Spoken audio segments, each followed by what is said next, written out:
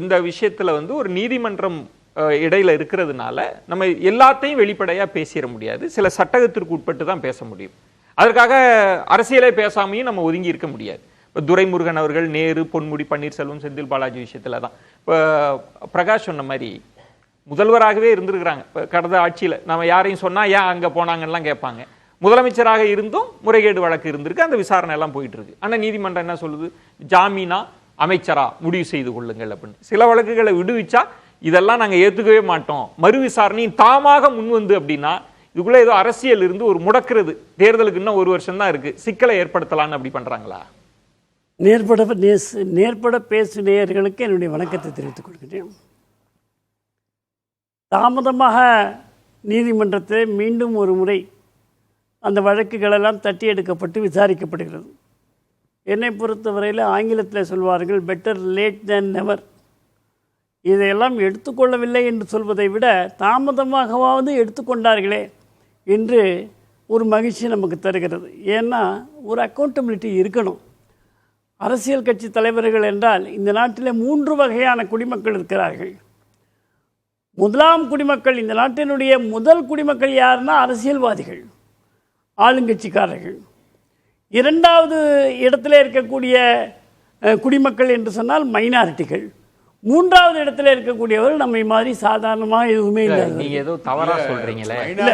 மைனாரிட்டினா யாரை சொல்றீங்க? அதாவது அவர்களுக்கு என்று ஒரு சலுகை இருக்கிறது, அந்த சட்டம் அவங்களுக்கு வேலை செய்யல. இல்ல அது தவறு தவறு தவறு தவறு. நான் அனுமதிக்க முடியாது. அதுக்கு ஒரு விவாதம் வேண்டாம். இது நான் விவாதத்திற்கு எடுத்து தவறா போகுது. தவறான வார்த்தை. 3 வகையான இருக்கு. இது ரொம்ப வேற ஒரு தன்மையில நீங்க வார்த்தையை விதைக்கிறீங்க. அது அனுமதிக்க முடியாது. உள்ளத சொன்னா கோபம் வரதாங்க செய்யும். இல்ல சார், அது வேண்டாம். ஜெயலலிதா அம்மையார் தண்டிக்கப்பட்டிருக்கிறார்கள், உண்மைதான்.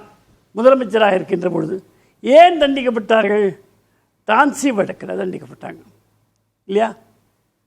டான்சி வழக்கில் தானே தண்டிக்கப்பட்டாங்க. இல்ல சொத்து குவிப்பு வழக்கு. டான்சி வழக்குல உங்க கையெழுத்து போட்டுட்டு நீங்களே இல்லன்னு சொல்லிட்டீங்க. உங்க மனசாட்சிக்கு நீங்க பரிகாரம் தேடுங்க. தண்டனை கொடுக்கவில்லை. நீங்கள் மனசாட்சிக்கு பரிகாரம் தேடுங்க. மனசாட்சிப்படி நடந்து கொள்ளுங்கள் என்று சொல்லுவார்கள். சொத்து குவிப்பு வழக்கில் தண்டிக்கப்பட்டாங்கன்னு சொல்லலாம். நான் திராவிட முன்னேற்ற கழகத்தினுடைய மிகப்பெரிய பொறுப்பில் இருக்கக்கூடிய ஒருவர் சொன்னதை போல இன்றைக்கு நீதிமன்றத்தில் இருக்கக்கூடிய நீதிபதிகள் எல்லாம் யார் போட்ட பிச்சை என்று பேசிய ஆதாரம் நம்மிடத்தில் இருக்கிறது. அதனால் கீழமை நீதிமன்றங்களை இவர்களுக்கு எதிர்த்து கொடுப்பதற்காக அஞ்சுகிறார்களா அல்லது அந்த விசுவாசத்தை காட்டுகிறார்களா என்று நான் நீதிபதிகளை என்னால் கேட்க முடியும். ஆனாலும் கூட உங்க மீது ஏதாவது கண்டெம்ப்ட் ஆஃப் கோர்ட் வந்துரும். நேர்பட பேசுக்கு வந்ததுனால என்னுடைய பேச்சு இல்லையே இது. நான் மேற்கோள் காட்டுவேன் இவர் பேசுனதுன்ட்டு. அதனால எனக்கு சட்டத்துக்குள்ள பேச எனக்கு என்னங்க இருக்கு? கண்டெம்ப்ட் ஆஃப் கோர்ட்டே வரட்டுமே, உள்ள கொண்டு போய் வைக்கட்டும். எனக்கு என்ன இருக்குதுல? உள்ளதை சொல்றேன். உள்ளதை சொன்னா ஊருக்கு கெட்டவன் சொன்னா ஆயிட்டு போறேன். நீங்க என்ன சொல்ல வரீங்கன்னா விடுவிச்சது தவறு, நீங்க நான் சொல்லல. விடுவிச்சது தவறுன்னு உச்ச நீதிமன்றம் மீண்டும் தட்டி எடுத்திருக்கேன். அதைத்தான் நான் சொல்லிக்கிட்டு இருக்கிறேன். புரியுதுங்களா? என்னோட கருத்து ஒன்றும் கிடையாது. திருப்பி எப்படி எடுத்தாங்க அதை? அதனால அந்த தீர்ப்பு சரியானதாக இல்லை என்று கருதுகின்ற காரணத்தினாலே தான் இவர்கள் அமைச்சர்களாக இருந்து கொண்டு அதிகாரத்தில் இருந்து கொண்டு நீதிபதிகளை எல்லாம் தவறாக பயன்படுத்தி, சட்டத்தை தவறாக பயன்படுத்தி, அதிகாரத்தை பயன்படுத்தி, சாட்சிகளை கலைத்து, இப்படியெல்லாம் வைத்து இவர்களுக்கு வேண்டிய மாவட்டத்திலே நீதிமன்றங்கள் வெளியிலே சென்ற வழக்கை தன்னுடைய மாவட்டத்திலே கொண்டு வந்து தான் குற்றமற்றவர் என்று நிரூபித்தது தவறு, இதில் சந்தேகத்திற்கு இடம் இருக்கிறது என்று சொல்லி தான் தட்டி எடுத்தார்கள். அப்படி தட்டி எடுத்த போது தான் இந்த அமைச்சர்கள் எல்லாம் இங்கே மாட்டினாங்க. இவங்க இப்போ நம்ம ஊழலை பற்றி பேசுகிறோம், அதனால நான் பேசுகிறேன். ஊழலுக்கு அப்பாற்பட்டும் கூட இவர்கள் சிறையில் இருக்கக்கூடியவர்கள் என்று இவர்களுடைய வார்த்தைகள் எல்லாம் சொல்லுவோம். எவ்வளோ பேரை புண்படுத்திக்கிட்டு இருக்கிறாங்க, அவசியம் இல்லாமல் புண்படுத்துகிறாங்க, அநாகரிகமாக பேசுகிறார்கள், பெண்களை பழித்து பேசுகிறார்கள். இவையெல்லாம் கோர்ட்டில் இருக்குது. இந்த ஊழல் இல்லாத அந்த ஒழுக்கக்கேடும் இருக்கு. புரியுதுங்களா? அதனால சர்ச்சைக்குரிய பேச்சுன்னா எல்லா தலைவர்களும் அந்த சட்டத்துக்குள்ள இருப்பாங்க. இந்தியா முழுவதும் தேர்தல் பிரச்சார பேச்சு திராவிட முன்னேற்ற கழக நம்ம ஒரு கட்சின்னு பின் பாயிண்டா சொல்ல முடியும். திராவிட முன்னேற்ற கழக அளவிற்கு வேறு இந்தியாவில் ஒரு கட்சியை பார்க்க முடியாது. பாஜக இல்லையா? ஆமா, பாஜக இல்லையா? இல்ல, மத வெறுப்பு பிரச்சாரம் செஞ்சதே இல்லையா?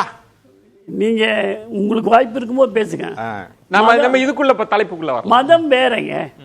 நம்ம இந்த தலைப்புக்குள்ள வரலாம். இப்ப பாருங்க, மம்தா பானர்ஜி நேற்று ஒரு அறிக்கை கொடுத்துருக்காங்க. இந்த தீவிரவாதிகள் காஷ்மீரில் சுட்டாங்க இல்லையா, இவர்களெல்லாம் தீவிரவாதிகள் அவர்களுக்கு மதம் கிடையாதுன்னு சரி, சொல்லி நம்ம இந்த தலைப்புக்குள்ள அது டிவியேட் ஆயிடுச்சுன்னா அப்ப நீங்க என்ன சொல்ல வரீங்கன்னா இது ஒரு விதமான நெருக்கடியை ஏற்படுத்துது, இது சரியான முறை தான். நெருக்கடியே இல்ல, அவங்களுக்கு இதுல இருந்து வெளியே வர தெரியும், இதுல இருந்து வெளியே வர தெரியும் திமுகவுக்கு. நீங்க சர்க்காரியா ஒன்றும் சொல்லன்னு சொல்றீங்க, சர்க்காரியா இதில் ஊழல் நடக்கவில்லைன்னு எங்கேயா சொல்லிருக்காரா கருணாநிதி அவர்களா? விஞ்ஞானபூர்வமான அறிவியல் ஊழல் நடந்திருக்கிறது என்று தான் சொல்லுகிறேன். நித்யானந்தன், நான் என்னன்னா நான் சர்க்காரியா ரிப்போர்ட்டை நான் படிச்சதுனால நான் சொல்றேன். இது பல விவாத மேடைகள்ல சவால்லாம் விடப்பட்டது, நீங்க நிரூபிச்சா 1 கோடி தரேன்னு. அந்த விஞ்ஞான ரீதியான ஊழல்னு இருக்குல்ல, அது இல்ல, அது வார்த்தையா இல்ல. அது உங்களுக்கு வசதியா இருக்கு சொல்லிக்கிறது இல்ல, நான் படிச்சதுனால சொல்றேன், நான் சொல்றேன், அதனால சொல்றேன். அப்ப இந்த சர்க்கரை பேர ஊழல் அதுல பல அன்றைக்கு பெரிய ஊடகங்கள்லாம் இல்லாததுனால அரசியல் கட்சிகள் மேடைகள்ல பேசுறதும் பத்திரிகைகள்ல எழுதுறதும் எல்லாத்தையும் சர்க்காரியா கமிஷன்ல நான் கொஞ்சம் நம்முடைய முதலமைச்சர் சொன்ன மாதிரி அவுட் ஆஃப் கண்ட்ரோல்லே வெளியில வர்றேன். சரி வாங்க, என்ன அவுட் ஆஃப் கண்ட்ரோல்லே வெளியில. சரி வாங்க. டாக்டர் பட்டத்துக்கு உதயகுமார்ங்கிறது நடந்ததா இல்லையா? இப்ப நீங்க என்னன்னா இருங்க, திமுகவுக்கு எதிரான கொஞ்சம் இருங்க, திமுகவுக்கு எதிராக இருங்க, நிறைய பேசலாம், தலைப்புக்குள்ள வாங்க. உதயகுமார் என்பவர் அவங்க அப்பாவே என் பிள்ளை இல்லைன்னு சொன்ன வரலாறு இல்லங்க, இல்ல நீங்க ஒத்துக்கிறேன், அது இருக்கு. அந்த சம்பவம் விவாதம் சர்ச்சையெல்லாம் இருக்கு சார். அதுக்கு தண்டனை கிடைச்சதா? இல்ல சார், அது இல்ல, அத பேசணும் அப்படின்னா நம்ம 1 hour திரும்பவும் பேசலாம், பிரகாஷும் பேசுவார். ஆனா தலைப்பை விட்டு நம்ம எங்கேயோ போயிடுவோம். எந்த பிரகாஷ் பேசினாலும் செத்தது உதயகுமார் தானே, அதை மாத்த முடியாது அவரு. அதனால டாக்டர் பட்டம் வாங்கியாச்சுல. அதுக்கு எதுக்கு ஞாபகப்படுத்துறேன் அப்படின்னா, சட்டம் ஒருவருக்கு ஒரு மாதிரி வேலை செய்யுது, அது இந்த நாட்டில் தவறு.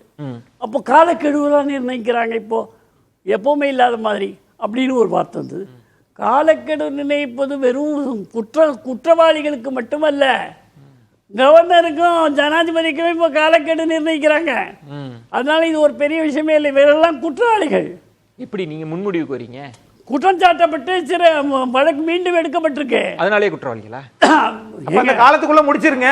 அது காலக்கெடுக்குள்ள செய்யணும், விசாரிக்கிறதே குற்றம் நிரூபிக்கப்பட வேண்டும், அவர்களுக்கு தண்டனை கொடுக்கப்பட வேண்டும் என்று தானே. அப்படி இல்ல சார், நீங்க சட்டத்தையே உங்களுக்கு தகுந்த மாதிரி வியாக்கியானம் கொடுக்கிறீங்க. ஒரு வழக்க இந்த குறிப்பிட்ட காலத்திற்குள் முடிங்கன்னு சொல்வதே இவங்க குற்றவாளின்னு எப்படி நம்ம வியாக்கியானம்? இல்லைங்க, குற்றம் சுமத்தப்பட்டவர், விசாரிங்கன்னு சொல்ல, குற்றம் சுமத்தப்பட்டவர். ஆமா, குற்றம் சாட்டப்பட்டவர். இப்ப செந்தில் பாலாஜி இப்ப பேசினாங்க, கடந்த முறை அதிமுகவில் இருந்த பொழுது வேலை வாங்கி தருவதாக சொல்லி லஞ்சம் பெற்றார், அந்த வழக்கு தான் அப்படிங்க. அப்ப லஞ்சம் பெற்றார்ன்றதெல்லாம் உங்களுக்கு எல்லாருக்கும் தெரியுது, அதுவுமே குற்றம் சாட்டப்பட்டது தாங்க. அப்படியா? பாருங்க, உங்களோட நடுநிலைமையை பாருங்க, குற்றம் சாட்டப்பட்டதாக நீங்க சொல்றீங்க. ஆனா செந்தில் பாலாஜி அவர்களே தன்னுடைய சொந்த வாயால் சட்டமன்றத்திலே கூட சொல்லப்பட்டதும் வெளியிலும் கூட்டங்களிலும் சொல்லப்பட்டது, நான் யாரிடத்திலெல்லாம் பணம் வாங்கியது உண்மைதான், அவற்றையெல்லாம் திருப்பி கொடுத்து விட்டேன் என்று அமைச்சரான உடனே சொன்னார். அதுல நிறைய நீங்க நுணுக்கமாக பேச வேண்டிய இடம்லாம் இருக்கு. அவர் திரும்ப திரும்ப சொன்னது நான் பெறவில்லை என்பது. நான் எதற்கும் வாதிடுறதுக்காக இல்ல, வழக்கு உச்சநீதிமன்றத்தில் இருக்கு. அவர் சட்டமன்றத்திலேயே அவர் சொல்லியிருக்காரா நான் வாங்கினேன், நான் திருப்பி கொடுத்தேன், கமிட் பண்ணியிருக்காரு. செந்தில் பாலாஜி அதனால சொன்னேன், ரொம்ப நுணுக்கமாக இருக்கு. தருவதாக பணம் வாங்கியதும் மீண்டும் அந்த யார் யாரெல்லாம் பணம் கொடுத்தாரோ அவர்களுக்கு கொடுத்து அந்த வழக்கு சமாதானமாகி விட்டது. உயர் நீதிமன்றத்துல ஒரு காம்ப்ரமைஸ்க்கு வந்ததா இல்லையா? அப்போ ஒரு அமைச்சரா இருக்கும்போது நீங்க காம்ப்ரமைஸ் போலாம், சட்டம் எப்படி காம்ப்ரமைஸ்க்கு போவோம்? பேசலாம். அந்த வழக்கு தான் ரொம்ப முக்கியமானது. ஊழல் பண்ணியிருக்கிற அதிகாரத்துக்கு திருப்பி கொடுத்தேன்னு சொல்றாங்க, நான் நம்பணும், ஏன்னா உன் அதிகாரத்தினால சொல்ல வைக்கலாம். சரி, அந்த இடத்தையுமே நம்ம பிரகாஷ் பேசலாம். ஒரு இடைவேளை எடுத்து பேசலாம். இன்னும் ஒரே ஒரு வரி, இது நெக்ஸ்ட் தான். சரி, ஜாமீன்ல வெளிவந்த பல கேஸ் இருக்கு, ஜெயிலா பெயிலான்னு கேட்டது இது வரைக்கும் கிடையாது. அழகா சொன்னாங்க, உண்மைதான். ஆனால் ஹேமந்த் சோரனோ மற்றவரோ வாஷிங் மிஷினில் போட்டு தெளிவாயிட்டு வர்றாங்களோ இல்லையோ தெரியாது. ஆனால் இந்த ஒரு அமைச்சர் மட்டும்தான் எனக்கு நீங்கள் பிணை கொடுக்க வேண்டும் என்று சொன்னபோது, நீ அமைச்சராக இருந்தால் உன்னுடைய பவரை பயன்படுத்துவேன் அப்படின்னு சொன்ன உடனே, நான் அமைச்சர் பதவியிலே இல்லை, ராஜினாமா செய்து விட்டேன், என்னை விடுதலை செய்யுங்கள் என்று சொல்லிதான் இவர் வெளியே வந்தார்.